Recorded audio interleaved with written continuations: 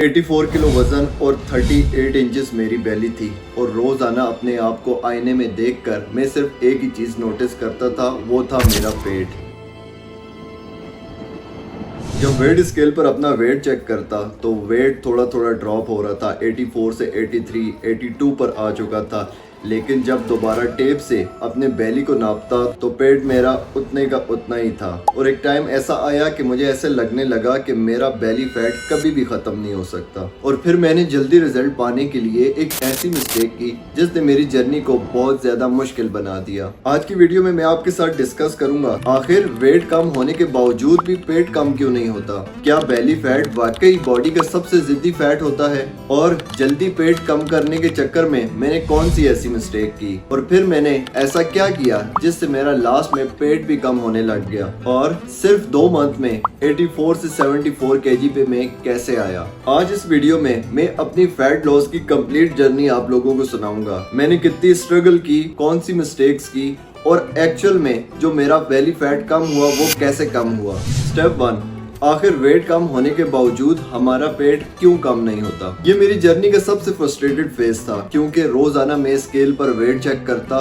तो नंबर्स तो नीचे आ रहे होते, लेकिन जब टेप से अपने पेट को नापता तो पेट वैसे का वैसा ही नजर आता। असल में रीजन ये था कि बॉडी फैट स्पेसिफिक जगह से कम नहीं होता, और हम लोग ये सोचते हैं कि जहाँ पर सबसे ज्यादा फैट है वहीं से सबसे पहले कम होगा, लेकिन बॉडी ऐसे काम नहीं करती। बॉडी हमेशा हार्मोन्स और जेनेटिक्स पैटर्न के हिसाब से फैट कम करती है। कई लोगों का फेस पहले कम होता है, कई लोगों के शोल्डर्स और कई लोगों के आर्म्स, और ज्यादातर लोगों का बेली फैट सबसे लास्ट में जाता है। दूसरी बात यह है कि जब वेट लॉस होता है तो बॉडी वाटर रिटेंशन और ग्लाइकोजन भी कम करती है, इसलिए आप जब स्केल पर अपना वेट चेक करते हैं तो वेट कम नजर आ सकता है, लेकिन जो फैट लॉस का प्रोसेस है वो थोड़ा स्लो है। यहाँ मैं एक और बड़ी गलती कर रहा था कि रोजाना टेप से अपने पेट को नाप रहा था, जिससे मुझे प्रोग्रेस नजर नहीं आती थी और मैं मायूस हो जाता था। असल में जो प्रोग्रेस नजर आती है वो वीकली नजर आती है, और जब भी आपको वेट चेक करना हो या फिर अपने पेट को मेजर करना हो तो वीकली चेक किया करें।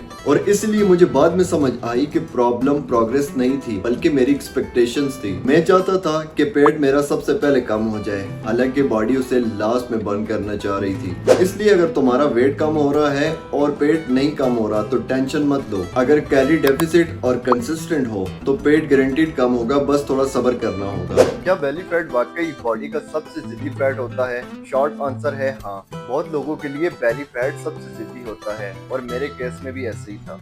जब मैंने फैट लॉस स्टार्ट किया तो सबसे पहले मेरा फेस थोड़ा लीन होने लगा, उसके बाद कपड़े थोड़े लूज होने लगे, और वेट स्केल जब चेक करता तो नंबर्स भी नीचे आ रहे थे। और जब मैं अपने पेट को देखता था तो पेट तो वही का वही था, इसलिए मुझे लगता था कि बेली फैट कभी कम हो ही नहीं सकता। असल बात यह है कि बेली एरिया में बॉडी अक्सर स्टोर्ड एनर्जी रिजर्व रखती है। इस जगह का फैट कई लोगों में बहुत स्लो रिस्पॉन्ड करता है, और जेनेटिक्स भी रोल प्ले करते हैं, इसलिए कुछ लोग नेचुरली स्टमक एरिया में फैट स्टोर करते हैं, और यही वजह है कि उनका पेट लास्ट में जाता है। इसके अलावा स्ट्रेस भी एक रीजन होता है। जब स्ट्रेस ज्यादा हो, स्लीप खराब हो और रूटीन भी आपकी खराब हो, बॉडी बेली एरिया में फैट होल्ड कर सकती है। मैं भी उस टाइम यही गलती कर रहा था, ओवर थिंकिंग करता था, जिसकी वजह से रोज आना, पेट को नापना, और जब मुझे रिजल्ट नहीं नजर आते थे तो स्ट्रेस में चला जाता था। सबसे इम्पोर्टेंट चीज जो मैंने सीखी, जिद्दी का मतलब इम्पॉसिबल नहीं है। बेली फैट स्लो हो सकता है, लेकिन अगर तुम कंसिस्टेंट हो तो कैलोरी डेफिसिट मेंटेन करो, अपनी प्रोटीन ठीक रखो, वर्कआउट करो, वॉक करो, स्लीप इंप्रूव करो, और सबसे बढ़कर पेशेंस रखो। मेरे साथ भी यही हुआ। पहले कुछ और बॉडी एरियाज कम होना स्टार्ट हुए और लास्ट में पेट भी कम हो गया। अब बात करते हैं कि जल्दी पेट कम करने के चक्कर में मैंने कौन सी ऐसी गलती की। मैंने जो सबसे बड़ी मिस्टेक की थी वो थी क्रैश डाइट। जब मुझे लगा कि वेट तो कम हो रहा है लेकिन मेरा पेट नहीं कम हो रहा तो मैं फ्रस्ट्रेटेड हो गया। मुझे सब कुछ जल्दी चाहिए था, और मैं ये चाहता था कि एक हफ्ते के अंदर अंदर मेरे विजिबल एब्स आ जाए, मेरा पेट अंदर चला जाए और मिरर में विजिबल चेंज नजर आ जाए। और इसी जल्दी ने मुझे गलत रास्ते पर डाल दिया। मैंने खाना बहुत ज्यादा कम कर दिया, मील स्किप करना शुरू कर दिए, और ये सोचने लगा कि जितना ज्यादा कम खाऊंगा उतना ही मेरा फैट जल्दी जाएगा। शुरू में स्केल पर नंबर्स नीचे आने लग गए और मुझे लगा कि मेरा प्लान काम करने लग गया। लेकिन असल में जो हो रहा था, मेरी एनर्जी जीरो होने लग गई। वर्कआउट में जैसे पहले वेट उठाता था वैसे नहीं उठा पा रहा था। मेरा मूड ऑफ रहता था और क्रेविंग्स बहुत ज्यादा बढ़ गई थी। हर वक्त फूड का ख्याल आता था और बॉडी फ्लैट और टाइट होने लग गई। यानी जो रिजल्ट्स थे वो सस्टेनेबल नहीं थे। क्रैश डाइट की प्रॉब्लम ये है कि तुम बॉडी को पनिश करते हो, ना कि ट्रेन करते हो। और जब बंदा ज्यादा स्ट्रिक्ट होता है तो कुछ दिनों बाद टूट जाता है और फिर बंदा ओवर ईटिंग करता है और फिर हमें गिल्ट फील होता है और ये सर्कल इसी तरह चलता रहता है। मैं भी इसी फेज में फंस गया था, लेकिन फिर मुझे समझ आया कि फैट लॉस भूख से नहीं बल्कि एक प्रॉपर सिस्टम से होता है। जिसके बाद मैंने स्मार्ट अप्रोच ली। Moderate calorie deficit, protein high, normal meals, workout continue, walk continue और कंसिस्टेंसी। और यही सबसे बड़ा पॉइंट था जहां मुझे प्रोग्रेस दिखना दोबारा स्टार्ट हुई। इसलिए अगर तुम भी फैट लॉस करने के चक्कर में एक्सट्रीम डाइटिंग कर रहे हो तो याद रखो, जो प्लान तुम 2 हफ्ते नहीं चला सकते वो तुम्हें 2 मंथ का रिजल्ट भी नहीं देगा। फिर मैंने ऐसा क्या चेंज किया जिससे लास्ट में मेरा पेट कम होने लग गया। मैं जो गलतियां कर रहा था, जो मैंने आपके साथ शेयर भी की, उनकी मुझे समझ आ गई थी। फिर मैंने 5 बड़ी चीजें चेंज की। नंबर 1, कंसिस्टेंसी को प्रायोरिटी दी। पहले मैं परफेक्ट होना चाहता था, लेकिन अब मैं रेगुलर होना स्टार्ट हो गया। अगर एक दिन थोड़ा ऑफ हो जाता तो नेक्स्ट डे प्रॉपर ट्रैक पर आ जाता। नंबर 2, मॉडरेट कैलोरी डेफिसिट रखना। भूखा रहने के बजाय मैंने इतना खाना स्टार्ट किया कि बॉडी फैट लूज भी करे और बॉडी में एनर्जी भी रहे। इससे मेरा वर्कआउट और रूटीन दोनों सस्टेन हो गए। नंबर 3, प्रोटीन और सिंपल मील्स रखना। प्रोटीन ज्यादा रखने से हंगर कंट्रोल हुई और मसल लॉस भी कम हुआ। मेरे मील सिंपल थे ताकि मुझे फॉलो करने में भी आसानी हो।